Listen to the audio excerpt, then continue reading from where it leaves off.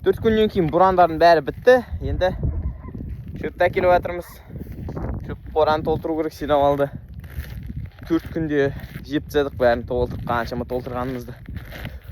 В общем, мен есептерім бойынша сиыр 15 рулон жейтін еді. Ой, әр сиыр 15 килограмм жейтін еді күнде. Қазір осы аяздарда қазір минус 22 қазір минус 22. Қазір олар жеп жатқаны 22 килограмм, 15 емес 22 килограмм жеп жатыр. Әнәнен бастадық, енді алып отырмыз жайлап. Жинап алып, ертең январьларға қалады енді. Январьлардағы не болатын?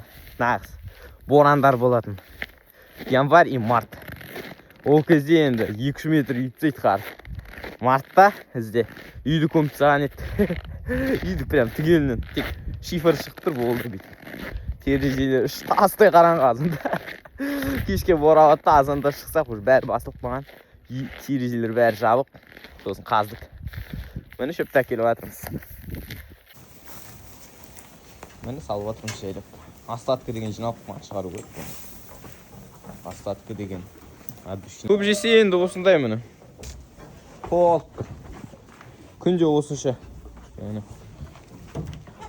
Тасып жатыр, асып.